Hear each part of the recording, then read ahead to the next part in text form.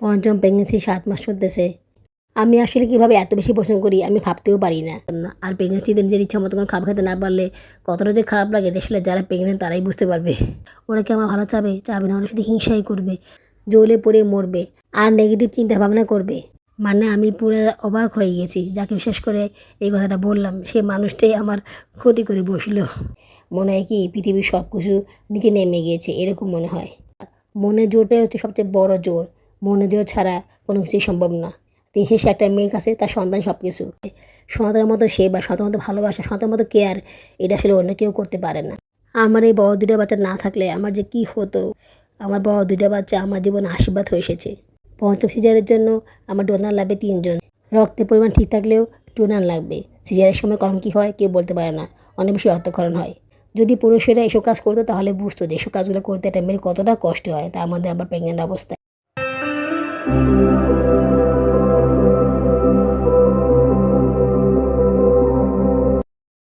School থেকে আসার সময় সবসময় দেখি যে হোটেলে মাংস তরকারি রান্না করতেছে ভাত দিয়ে। তো মাংসটা দেখে না আমার খুব খেতে ইচ্ছা করেছিল। মাংসটা একদম লাল কালারের মাংস, ফার্মের মুরগির মাংস। তো ফার্মের মুরগি তো খাওয়া হয় না, সেই কবে খেয়েছি মনে নেই। বাবুরা আনলে কক মুরগি নিয়ে আসে। তো ওই মুরগি রান্না করা দেখে আমার খুব ইচ্ছে করছে যে এই হোটেলে বসে আমি ফার্মের মুরগি দিয়ে ভাত খাই। অনেক দিন ধরে প্ল্যানিং ছিল। দামও জিজ্ঞেস করছিলাম কত নিবে, তো বলেছিল যে 1 প্লেট 80 টাকা। এটা আসলে হোটেল না, মানে খোলা হোটেল আর কি। দেখো না ফুটপাতে বসে খোলা হোটেলগুলো, তো সেগুলো আর কি। মাংসের টুকরা ভালোই বড় দিয়েছে, তো ওখান থেকে একটু ভেঙে সারাকে দিলাম। সারা বলছে এটুকু দিয়ে আমার হবে না। আমি বলতেছি এটুকু আগে খেয়ে নাও, যদি লাগে আমি আবার পরে তোমাকে দিব। তো দোকানদারকে বলে একটু আলু নিয়েছিলাম। প্রথম অবস্থা আলু কম ছিল, যেহেতু আমি একা খাবো। আমি বললাম আমার মেয়েটা খাবে, ওর জন্য কিছু আলু দেন। তো একটু আলু একটু ঝোল বাড়িয়ে দিয়েছিল। আমি বলে দিয়েছি যে আমার মেয়েটা খাবে, একটু ভাত বেশি দিয়েন, আমি আপনাকে 10 টাকা বাড়িয়ে দিব। আমার কাছে 90 টাকা 60 টাকা নেই। লোকটা খুব ভালো ছিল, সে কিছু বাদ বাড়িয়ে দিল। আসলে আমি ভেবেছিলাম সায়রা খাবে না, সায়রা তো এমনিতেই খাওয়ার প্রতি রুচি কম। তো ভাবলাম ও হয়তো বা খাবে না, কিন্তু ও বলছে আমি খাবো। তো এখন খাবে বলতেছে, না দিয়ে তো উপায় নেই। তো এই কারণে ওকে দিলাম। জায়ানও চেয়েছিল খেতে, জায়ানের একটু আগ্রহ বেশি, আর জায়ান তো খায়, ও তো রুচি আছে খাবার। তো তো ওকে নিয়ে খেতে গেলে একটু বেশি টাকা দিয়ে খেতে হবে। তো সেই জন্য আর খাওয়া হলো না, যেহেতু টাকা কম ছিল। আর আমার খেতে খুব ইচ্ছা করেছিল, মানে প্রেগনেন্সি ক্রেভিংটা আসলে বেশি হয় বুঝছো। মানে কোনো খাবার দেখলে সে খাবার খেতে না পারলে অনেক খারাপ লাগে। আমি তো কয়দিন ধরেই অবজারভেশন করতেছিলাম যে আমি কখন খাবো। ফল ফ্রুট কেনার জন্য এই খাবার খাওয়া হয় না। মানে প্রতিদিনই কম বেশি ফল ফ্রুট কেনা হয়, মানে টাকা পয়সা আমি জমাতেই পারছি না। মানে শুধু খাবার দেখলে খেতে ইচ্ছা করে, বিশেষ করে ফল ফ্রুট আর এই খাবারটা। মাশাআল্লাহ তরকারিটা খুব মজা হয়েছে। আমি ভেবেছিলাম হয়তোবা মজা হবে না, কারণ এসব জায়গার খাবার তো বেশি মজা হয় না। আর ভাতটা হয়তোবা নরম হবে না। আমি আসলে এই ভয়ে ছিলাম যে ভাত শক্ত হবে কিনা। ওরা আবার ভাত একটু শক্ত করে রান্না করে। আমি কয়েকবার হোটেলে খেয়েছিলাম, তখন ভাত শক্ত ছিল। ভাত শক্তর কারণে খাবার খাওয়ার মজাটা পাইনি। তো এই কারণে একটু ভয় ছিলাম। কিন্তু দেখলাম যে না, মাশাআল্লাহ ভাতটা নরমই করেছে। ভাতটা মা তো রান্না করছে গরম গরম ভাত, আর তরকারিটা ঝাল হয়েছে, এই কারণে খেতে আরও বেশি ভালো লেগেছে। মানে এত বেশি মজা লেগেছে জানো না, আমার খেতে অনেক ভালো লেগেছিল। পেট ভরে ভাত খেয়েছিলাম আলহামদুলিল্লাহ। এইদিকে সায়রা তো খেতেই পারছে না, ও একটানা খেয়ে আর খেতে পারছে না। কেমনটা লাগে বলো। আমি জানি ও সে ভাত খাবে না, আমি জানি সে খেতে পারবে না। আমি বাবা তাকে জিজ্ঞেস করছিলাম তুমি খাবা কি না, সে বলছে না আমি খাবো। এখন দেখো ভাত নিয়ে বসেছে, সে খেতে পারছে না। আমি ঠিক করলাম যতটুকু পারে সে খেয়ে নিক, আমি আগে খেয়ে নিই। গরম গরম ভাত না খেলে পরে আর খেতে ভালো লাগবে না। তাছাড়া ঠান্ডা হয়ে গেলে সেগুলো আর খেতে ভালো লাগে না। আমার খাবার খাওয়া হয়ে গেলে আমি সারাকে খাইয়ে দিব। ভাবতেছি আবার একদিন এখানে আসবো, জায়ানকে নিয়ে আসবো। জায়ানের তো খুব আগ্রহ ছিল এখানে বসে খাবার, যেহেতু ওকে আমি বলেছিলাম। তো তখন এখানে এসে আবার খাবো। আসলে কি মাংস তো আমি কিনে বাসায় রান্না করে খেতেই পারি, কিন্তু এখানে দেখার পরে এই খাঙ্গার খাবারটা খাওয়ার যে ক্রেভিংসটা ছিল সেটা তো আর ওই রান্না করা খাবারে আসবে না। তো এই কারণে এখানে খাবারটা খাওয়া। তো এখানে একবার খাওয়ার পরে ক্রেভিংসটা অনেক কমে গিয়েছিল। জায়ানকে নিয়ে আর খাওয়া হয়নি। জায়ান দুঃখ করতেছে যে আম্মু আমাকে তুমি এখানে কেন খাওয়ানি। তো ওকে নিয়ে একদিন এখানে খাবো আরেকবার। আর তারপর টাকা জমিয়ে এটা মুরগি কিনে বাসায় রান্না করে খাবো, সুন্দর করে ঝাল দিয়ে রান্না করব। আসসালামু আলাইকুম, আমার চ্যানেল এবং পেজে তোমাদের সবাইকে স্বাগতম জানাচ্ছি। তোমরা সবাই কেমন আছো? আশা করি আল্লাহর রহমতে ভালোই আছো। আমিও ভালো আছি আলহামদুলিল্লাহ। দেশে এবং বিদেশ থেকে যারা আমার ভিডিওটি দেখতেছো তাদের সবাইকে জানাই আমার পক্ষ থেকে আন্তরিক অভিনন্দন ও ভালোবাসা। নতুন আরও একটি ব্লগ নিয়ে আবার তোমাদের সামনে হাজির হলাম। সায়রার প্রতি আমার খুব রাগও ছিল, কেন যে ওকে আমি দিলাম খেতে। আমি পরে ভাত দিয়ে ওকে খাইয়ে দিলেই হতো। মানে ও ভাত নিয়ে বসে আছে, দেরি করতেছে, আর আমাকে আবার বাসায় যাওয়া লাগবে। বাসায় গিয়ে আবার জায়াকে নিয়ে আসতে হবে। দেরি করলে কীভাবে হবে। আজকে বাসায় গিয়ে আর কিছু খাওয়া হবে না, পেট ভরে গিয়েছে। এখন ঘুম না হলেই হলো। ঘুম তো হবেই, সেই ঘুমটা স্কুলে গিয়েই ঘুমাবো, বাসায় গিয়ে ঘুমানোর সময় পাবো না। সকালবেলা সারাদিন স্কুলে আসলাম, তো বসেছিলাম, তখন ভালোই ঘুমিয়েছিলাম। তারপর আবার ছুটি হওয়ার পরে সারাকে নিয়ে বাসা যাচ্ছি। এটা আসলে আমার দৈনন্দিন রুটিন। তো প্রতিদিন সকালবেলা এই কাজগুলো আমাকে করতে হয়, সোমবার থেকে বৃহস্পতিবার পর্যন্ত। রবিবারেও আমাকে যেতে হয়, তবে সেটা সকালবেলা। দুপুরবেলা জায়ানকে নিয়ে ওরা আবার স্কুলে যায়, তো সেক্ষেত্রে আমার কষ্টটা একটু কম হয় আর কি। আমাদের এখানে রাস্তাঘাটের অবস্থা আর ঠিক হবে না। মানে কনস্ট্রাকশনের নামে কয়দিন পর পরে যে কী কাজ করে ওরা, মানে মাটি খোঁড়াখুড়ি করে, এটা সেটা করে, মানুষদের যাওয়া আসা হয়রানি। মানে কি লাভ পায়, কি পায় ওরা এগুলো করে, কিছু টাকা লাভ করার জন্য ওরা এসব কাজ করে, আর আমাদেরকে হয়রানি করে। যে এইলাও সেই কত, বৃষ্টি আসলে প্রচুর পানি জমে, মানে পানি জমে পুরো একাকার হয়ে যায়, কোনো লাভ হয় না। বাসা আসার পরে তাড়াতাড়ি করে পাউরুটিগুলো টোস্ট করে নিচ্ছি, যেহেতু বাচ্চারা খাবে, জান খাবে, ওকে নিয়ে স্কুলে যাব। তো আমি আর কোনো কিছু খাইনি, আমার আর কোনো কিছু খাওয়া হবে না। আমি স্কুল থেকে আসার পরে যদি ক্ষুধা লাগে তখন পাউরুটি টোস্টগুলো খাবো। আসলে সকালবেলা ভাত খাওয়াটাই বেশি হয়, দেখা যায় যে রাতেরবেলা খেতে পারি না, তো ওই ভাতগুলো রয়ে যায়, তো সেগুলো সকালবেলা খাই। এই ক্ষেত্রে আমার উপকারী হয়। পাউরুটি টোস্ট করে সমস্যা হয় না, কিন্তু যেদিন নুডলস থাকে বা নুডলস রান্না করতে হয় সেদিন আর নুডলস রান্না করা হয় না। তো সেদিন আমাকে আবার না খেয়ে থাকতে হয়। নুডলস রান্না করতে গেলে অনেক সময় লাগে, সেই সময় তো আর নেই। পেঁয়াজ কাটো, মরিচ কাটো, আলু কাটো, তো এগুলো করতে কিন্তু সময় লাগে। আসার পরে খুব বেশি সময় পাই না। আসলে সকালবেলা সারাকে নিয়ে আসতে গেলে একটু দেরিই হয়ে যায়। দেখা গেলো যে ফল ফ্রুট কিনি, দাম করি, তো কিনতে গেলে তো সময় লাগেই। তো এই কারণে একটু দেরি হয়ে যায়। বাসা আসার পরে একটু ভালোভাবে রেস্ট নিতে পারি না, তাড়াতাড়ি করে বের হতে হয় জায়ানকে নিয়ে। আমি আসলে কীভাবে এত বেশি পছন্দ করি আমি ভাবতেও পারি না। আমি কখনো ভাবতে পারিনি যে আমি প্রেগনেন্সিতে এত বেশি পছন্দ করব। প্রেগনেন্ট হলে আমি তো ঘর থেকেই বের হই না, মানে খুব কম বের হই। আর সেই জায়গায় আমি প্রতিদিনই বের হচ্ছি, মানে এটা ভাবতে আমার কাছে অবাক লাগে, বুঝছো। জায়ানের ২ বছর পড়া মিস গেছে, মানে ভর্তি করার পরও ঠিকভাবে পড়াতে পারেনি এই প্রেগনেন্ট হওয়ার কারণে। ওদের স্কুলটা ছিল অনেক কাছে, আমার বাসা থেকে ৫ মিনিটের পথ হেঁটে গেলে। সেই জায়গায় আমি যাইনি, আসলে যাওয়া হয়নি, যেতে পারিনি। পায়ে খুব ব্যথা করতো, খুব কষ্ট হতো আমার।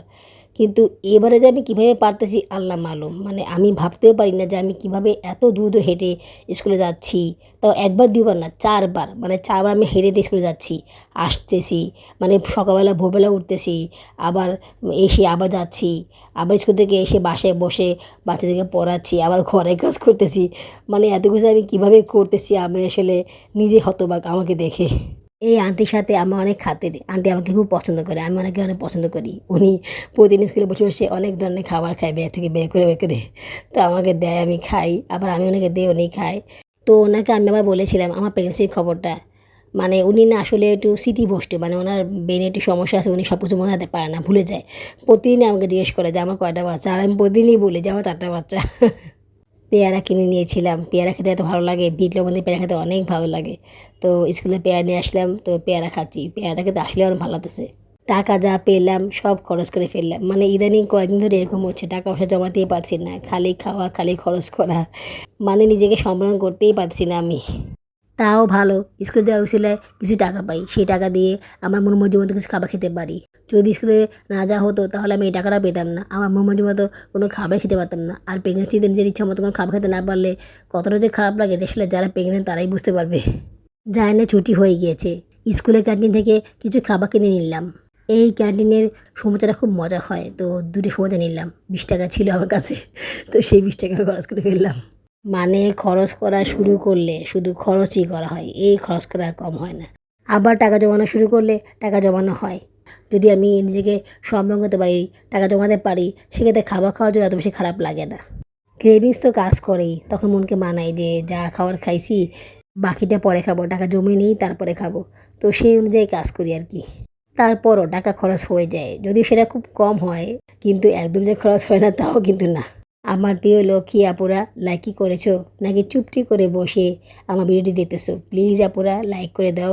লাইক করে দিলে কাজ করতে অনেক গুণ বেড়ে যায়। আর যদি খুব বেশি ভালো লেগে থাকে তাহলে আমার এই ছোটো চ্যানেলটিকে সাবস্ক্রাইব করে আমাকে আপন করে নিও। ভিডিওটি সম্পূর্ণ দেখার পরে একটা কমেন্টস করে দিও। তোমাদের একটা কমেন্টস আমাকে কাজ করার জন্য অনেক বেশি বাড়িতে করে, তাই অবশ্যই অবশ্যই অবশ্যই কমেন্টস করবে, ভুলে যেও না কিন্তু। স্কুল ছুটির পরে জায়ানকে নিয়ে সেই প্রিয় জায়গায় আসলাম। এই জায়গায় আসতে একটু কষ্ট হয়, হেঁটে হেঁটে আসতে হয়। আমি ওর জন্য বসেই ছিলাম, তো ও আসার পর ওকে নিয়ে আসলাম।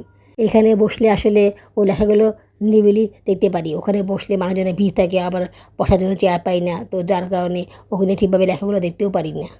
তবে সবসময় এখানে আসি না, যদি সিট পাই, যদি বসতে পারি, তাহলে ওখানে লেখা দেখে ওখান থেকে চলে যাই। ওখান থেকে বের হতে অনেক সুবিধা হয়, অনেক কাছে হয়। কিন্তু এখানে আসলে আবার বের হতে একটু দেরি হয়ে যায়, দেখা গেলো যে ঘুরে যাওয়া লাগে, অনেক দূর হাঁটতে হয়। এখানে খুব কমই আসি, মানে ঠেকায় না পড়লে আসি না আর কি। ও তোমাদেরকে আন্টির সম্পর্কে বলা হইলো না, তোমাদেরকে বলেছিলাম না যে আমি আন্টিকে বলেছিলাম যে আমি প্রেগনেন্ট। তো এটা বলার পর আন্টিকে বলেছিলাম যে আপনি কাউকে বললেন না। আমি ভেবেছিলাম আন্টির হয়তো অনেক কিছু মনে থাকে না, তো উনি হয়তো বা এটাও ভুলে যাবে। তো এটা আসলে মনে করাটাই স্বাভাবিক, যে মানুষ আমাকে প্রতিদিন জিজ্ঞেস করে যে আমার বাচ্চা কয়টা, সে তো এটা মনে রাখবেই না, তাই না? কিন্তু হলো তার উল্টা, উনি এটা মনে রেখেছে, এটাতে কোনো সমস্যা নেই। কিন্তু সমস্যা হচ্ছে উনি আবার এই ব্যাপারটা সবাইকে বলে দিয়েছে, মানে বলে বেড়াচ্ছে আর কি, মানে আমার সামনেই সে বলতেছে। তাও আরও চেনা কোনো মহিলা না, যেমন ধরো একটা মহিলা বসে আছে তার সম্বন্ধে কথা বলতেছি আমরা, এমনি জাস্ট নর্মাল কথাবার্তা, তার মাঝখানে উনি বলে দিল যে ওনার তো শরীর খারাপ, আমাদের বাচ্চা পেটে। তো এই কথাটা উনি বলে দিয়েছে, তো ওই মহিলাটা অবাক হয়ে গেছে। আবার ওই মহিলাকে এটাও বলেছে যে আমার আগের বাচ্চা আছে। তখন আমি বললাম যে আন্টি আপনাকে না বললাম বলতে না। তখন উনি বলতেছে বললে কি হয়, তোমার তো দেখলে মানুষ বুঝতেই পারে, এখানে বলে কী সমস্যা। আমি বলছি না, কেউ বুঝতে পারে না, আপনিই না বলছেন। মানে আমি পুরো হতবাক হয়ে গিয়েছি বুঝছো এই ঘটনা দেখার পরে। তো ভাবলাম হয়তো বা আজকে বলেছি, আজকে হয়তো বা উনি বলে দিয়েছে, এরপরে হয়তো বা ভুলে যাবে, কিন্তু না। মানে ওনার সাথে আমি যতবারই বসি, যতবারই আমার সাথে যে কেউ থাকুক না কেন, উনি সবাইকে এটা বলে দেয়। পরে আমি সেটাকে কথা কথায় পাশ কাটিয়ে দিই, বলি না না উনি আসলে মিথ্যা বলেছে, উনি বুঝতে পারে নাই, আসলে উনি ভুল বলতেছে। তো এই কথা বলে আমি পাশ কাটিয়ে দিই বুঝছো, মানে ডেঞ্জারাস মহিলা। পরে আমি আন্টিকে বললাম যে আন্টি আপনাকে না করলাম, কাকে বলতে না। বলতেছে বললে কি হয়, কোনো সমস্যা নেই, সবাই তো বুঝতেই পারে। পরে আমি বললাম আপনি না বললেন যে আপনি কাকে বলবেন না। বলছে কই বলছি আমি, উল্টা পুল্টি। এরপর থেকে আমি আন্টির সাথে বসিও না, কারণ আমি ওনার সাথে বসলে, আমাদের সাথে যদি কেউ বসে, তখন কথাবার্তায় আন্টি সব বলে দিবে, এই কারণে আমি আর আন্টির সামনেই বসি না। তো এইভাবে করে অনেকদিন হয়ে গেছে যে আমি আন্টির সামনে বসি না, আন্টির সাথে বসি না। তারপরে একদিন হঠাৎ করে আন্টি আমাকে দেখলো, দেখার পরে আমাকে বললো বসতে, তো আমি বসলাম, কথা বললাম। তো তারপরে দেখলাম যে আন্টি ঠিকই আমাকে জিজ্ঞেস করতেছে কী খবর, বাচ্চা কয় মাস করতেছে, বাচ্চা কী অবস্থা, মানে সে তার এখনও মনে আছে, মানে তারপরেও তার মনে নেই যে আমার বাচ্চা কয়টা। আমাকে আবার জিজ্ঞেস করতেছে যে তোমার বাচ্চা কয়টা। তা চিন্তা করো, আমার বাচ্চা কয়টা এটা তার মনে নেই, আমি তাই প্রতিদিন বলি, তাও তো মনে থাকে না। অবশ্য আমি যে প্রেগনেন্ট সেটা সে ভালোই মনে রাখছে, এবং আমার কয় মাস সেটা সে মনে রেখেছে। ভাবতে পারো কী অবস্থা। মানে আমি পুরো অবাক হয়ে গেছি, যাকে বিশেষ করে এই কথাটা বললাম সেই মানুষটাই আমার ক্ষতি করে বসলো। আমি তার সাথে না বসার কারণে এই কথাটা ছড়াচ্ছে না, তো এই জন্য আমি তার সাথে বসি না। সে যে নিজ থেকে আগ বাড়িয়ে বলে তা কিন্তু না, মানে আমি সামনে থেকে তখন সে বলে কথাটা, আমাকে শুনে শুনে, বা আমার কথাটাই অন্য মহিলারা বলে, বুঝতে পারছো? এমনিতেই আমার 4টা বাচ্চা, এটার জন্য অনেক কথা শুনতে হয়, অনেক বেশি হেয় হতে হয়, অনেকে হাসাহাসি করে, অনেক কথা বলে। তার মধ্যে যদি শুনে আমি প্রেগনেন্ট, তখন তো অনেক কথা বলবে, কী লাভ? ওরা কি আমার জন্য দোয়া করবে? করবে না। ওরা কি আমার ভালো চাবে? চাবে না। ওরা শুধু হিংসাই করবে, জ্বলে পড়ে মরবে, আর নেগেটিভ চিন্তা ভাবনা করবে। ওদের সামনে ঠিকভাবে বসতেও পাবো না, কথা বলতে পারবো না। কথা বলার সময় একটু আনইজি ফিল করবো, কী দরকার এরকম আনইজি ফিল করার? পঞ্চম প্রেগনেন্সি 7 মাস চলতেছে, আমার কাজ করতে অনেক কষ্ট হয়, ঘরের কাজগুলো আমি করতে পারি না, আমার অনেক কষ্ট হয়। বিশেষ করে ঘর ঝাড়ু দেওয়ার কাজটা, এটা করতে গেলে আমার জানটা বের হয়ে যায়, মানে মাথা নিচু করে আমি কোনো কাজই করতে পারি না। তো দেখা গেল যে ঝাড়ু দেওয়ার সময় জাহাঙ্গীর সাথে করে নিয়ে যাই, ও বিলটা ধরে সামনে আসে, আমি ঝাড়ুটা দিয়ে ও গাছে মলাগুলো দিয়ে দিই, ও মলাগুলো নিয়ে ঝুড়িতে ফেলে দেয়। তো এইভাবে করে ও আমাকে কাজে হেল্প করে। তারপরও নিচু হয়ে অনেক জায়গায় ঝাড়ু দিতে হয়, তো ওসব জায়গায় ঝাড়ু দিতে গেলে আমার অনেক কষ্ট হয়ে যায়, কিন্তু কী করবো বলো, এছাড়া কিছু করার নেই। ওরা তো আর নিচু হয়ে সেভাবে করে ঝাড়ু দিতে পারবে না, ওরা তো সেভাবে করে ঝাড়ু দিতেও পারে না। তাই কষ্ট করে সে কাজটা আমাকেই করতে হয়। সপ্তাহে একদিন ঘর ঝাড়ু দিই, তারপরে পা দিয়ে কোনোভাবে ঘরটা মুছে দিই, এছাড়া আর ঝাড়ু দিই না। বাচ্চাদের দিয়ে ঝাড়ু দেয়, ওরাই কোনো রকমের ঝাড়ু দিয়ে দেয়, অ্যাটলিস্ট ময়লাটা তো দূর হয়। নিচু হয়ে আমি কোনো কাজই করি না, বা করার চেষ্টা করি না। কোনো কিছু নিতে গেলে সেটা জাহাঙ্গীর কিংবা স্যারা আমাকে নিয়ে দেয়, তারপর অনেক সময় দু একটা জিনিস তো নেওয়াই লাগে। মানে নিচু হয়ে কাজ করতে গেলে আমার খুব কষ্ট হয়, মানে জানটা বের হয়ে যায়, মনে হয় কি পৃথিবীর সব কিছু নিচে নেমে গিয়েছে, এরকম মনে হয়। একটা আপু আমাকে কমেন্টসে বলেছে যে আপু অনেক ব্যস্ত থাকি, সে ব্যস্ততার মাঝখানে তোমার ব্লগগুলো দেখি, দেখার জন্য অপেক্ষা করি। তো আপু কথাগুলো শুনে অনেক ভালো লাগলো। আসলে আমরা সবাই ব্যস্ত, কে ব্যস্ত না? সবাই যে ব্যস্ততার মাঝে আমার ব্লগগুলো দেখে, সেটাই আমার কাছে অনেক বড় কিছু। আমার কাছে অনেক ভালো লাগে যে মানুষ আমাকে ভালোবেসে, আমাকে পছন্দ করে আমার ব্লগগুলো দেখে। আমার ব্লগগুলো দেখে মানুষ আরও উৎসাহ পায়, মনের ভিতরে সাহস পায়। তো এইটা ভাবতে গেলে না আমার কাছে অনেক ভালো লাগে। বাংলাদেশ ছাড়াও বাংলাদেশের বাইরে থেকে অনেকে আমার ভিডিও দেখে, বিশেষ করে ইন্ডিয়ার লোকেরা, কলকাতার লোকেরা। তো ওরা আমার ভিডিও বেশি দেখে, তো এটা ভাবতে গেলে আমার কাছে আরও বেশি ভালো লাগে। আসলে কি আপুরা, মনের জোরটাই হচ্ছে সবচেয়ে বড় জোর। মনের জোর ছাড়া কোনো কিছুই সম্ভব না। তো স্কুলে অনেক মহিলারা আমাকে বলে, আল্লাহ আপনি কেমনে পারেন, আমাদের একটা বাচ্চা হওয়ার পরে আরেকটা বাচ্চা হওয়ার কথা ভাবতেই পারি না, সিজার কথা মনে পড়লে আমাদের ভয় লাগে। আমাদের হাজবেন্ডও না অনেক বেশি ভয় পায়, মানে এমনভাবে কথাটা বলে যে মনে হয় কত গর্বের বিষয় এই কথাটা বলাটা। ওরা ওদের হাজব্যান্ডের খুব আদরের, হাজব্যান্ডের সাথে ওদের ঋতুপুতু বেশি, কিন্তু আমার তো আর সেরকম নাই। আর সেরকম থাকলেই বাকি, দিন শেষে একটা মেয়ের কাছে তার সন্তান সব কিছু। এখন এসব বিষয় ওই মহিলারা বুঝবে না, কিন্তু যখন দেখবে যে স্বামী কাছে নেয়, সন্তানও কাছে নেয়, তখন বুঝবে যে কতটা কষ্ট একা থাকা, সন্তান ছাড়া বা একা থাকা অনেক বেশি কষ্ট। আর তোমরা এটা ভাবো না তোমাদেরকে সময় কে দিবে, কে তোমাদের পাশে থাকবে। হ্যাঁ, স্বামী থাকবে, স্বামী ছাড়া, যদি স্বামী না থাকে তাহলে কে দিবে? নিজের আপন রক্ত ছাড়া কে কি তোমার পাশে থাকবে? থাকবে না। মা বাবা তো পাশে থাকে না। তোমার সন্তান তোমাকে যতটুকু কেয়ার করবে, তোমার সন্তান তোমার পাশে যেভাবে থাকবে, এরকম কি কেউ থাকবে? থাকবে না। হ্যাঁ, এটা মানতেছি অনেক সময় সন্তানরা থাকে না বা অনেক সময় সন্তানরা কেয়ার করে না, কিন্তু তার মানে এই না যে সব সন্তানরা তার মাকে নাচে থাকে, সব সন্তান তার মার কেয়ার করে না, এটা কিন্তু ভুল কথা। আর স্বামীরা যে বউকে সেবা করে না তা কিন্তু না, কিন্তু সন্তান যেভাবে করে ওরকম করে কি স্বামীরা করে? খুব কম স্বামীরাই করে। সন্তানের মতো সেবা, সন্তানের মতো ভালোবাসা, সন্তানের মতো কেয়ার, এটা আসলে অন্য কেউ করতে পারে না। জানো, আমার না কোনো দুঃখ নেই যে আমার এতগুলো বাচ্চা। অনেক অনেক কথা বলে, অনেক অনেক কিছু মনে করে। আমি এটাকে প্রাউড ফিল করি, আমি এটাকে অনেক গর্বের সাথে বলি যে আমার 4টা বাচ্চা। এটা বলতে গেলে না আমার গর্বে বুকটা ফুলে যায়। আমার অনেক ভালো লাগে যে আমার 4টা বাচ্চা। আর কার কয়টা বাচ্চা?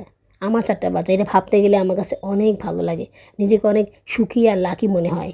মানুষের কথা শুনে তো আমার পেট ভরবে না, মানুষকে আমাকে খাওয়াবে, মানুষকে আমাকে দেখবে, দেখবে না। কেউ তো আমার কোনো খবরই নেবে না, নিচ্ছেও না, আমার খবর কেউ নিচ্ছে না, আমার দেখভাল কেউ করতেছে না, একমাত্র আমার বাচ্চারা করতেছে আর আমার স্বামী করতেছে। বিশ্বাস করবে কিনা জানি না আপুরা, আমার বড় 2টা বাচ্চা আমাকে কাজে অনেক হেল্প করে। আমি চুদেনাকে সাওদাকে ফসাতে পারি না, তো ওরা চুদেনাকে ফসায় দেয়। আমার মাথায় যে করে বসতে কষ্ট হয়, তো একসময় জায়ান করে, আবার সময় সায়রা করে, সায়রা বেশিরভাগ সময় করে, তারপরে আবার সাওদাকে ফসায় দেয়। তো আমাকে না সেই কাজটা করতে হয় না, আমার কষ্ট হয় দেখে ওরা করে দেয়। হ্যাঁ, ওরাও যে বিরক্ত না তা না, ওরাও বিরক্ত হয়, তারপরে যখন দেখে যে আম্মুর কষ্ট হয় তখন ওরা করে দেয়। এই কাজটা কে করে দিবে বলো? কেউ করে দিবে না। বাবুর আব্বু তো একবারও ফসু করাই দেয় না, বলতে বলতে একবার করে দেয়, তাও সেটা ওনার মন মর্জি মতন, তাও সেটা খুব কম। জুদেনা এবং সাদাকে গোসল ওরাই করিয়ে দেয়। জায়ান সাদাকে করে আর সায়রা জুদেনাকে করে। আবার অনেক সময় সায়রা জুদেনা সাদা দুজনকে গোসল করিয়ে দেয়। সায়রাই প্রায় সময় ওদেরকে গোসল করিয়ে দেয়, জায়ান কম করায়, কারণ জায়ানের তো ঠান্ডার সমস্যা, পানি বেশি ছাড়ানোর সমস্যা হয়, তাই ওকে দিয়ে কম করানোর চেষ্টা করি। তারপর সে যতটুকু পারে কাজ করে দেওয়ার চেষ্টা করে। আমার এই বড় 2টা বাচ্চা না থাকলে আমার যে কি হতো, ওরা যে আমাকে কত পরিমাণ কাজে হেল্প করে আপুরা, তোমাদেরকে আমি বলে বোঝাতে পারবো না। আমার বড় 2টা বাচ্চা আমার জীবনে আশীর্বাদ হয়ে এসেছে। কষ্ট করে স্কুল থেকে হেঁটে হেঁটে আসে, কখনো বলে না যে আম্মু আমাদেরকে রিক্সায় নিয়ে যাও, কখনো ওদের বাবাকে বলে না যে আমরা হেঁটে হেঁটে বাসা যাই। আমি 10-20 টাকা যা খাওয়াই, ফল ফ্রুট যা খাওয়াই, এগুলো পেয়ে ওরা খুশি থাকে। আমি ওদেরকে ঘুরতে নিয়ে যাই, এই সব কিছু পেয়ে ওরা খুশি থাকে। ওরা জানে যে ওদের আম্মু যা কিছু করতেছে ওদের জন্যই করতেছে, ওদের আম্মু যা কিছু করতেছে ওদের ভাই বোনের জন্যই করতেছে। তো এই কারণে ওরা আরও বেশি খুশি হয়, এটা নিয়ে ওরা মন খারাপ করে না।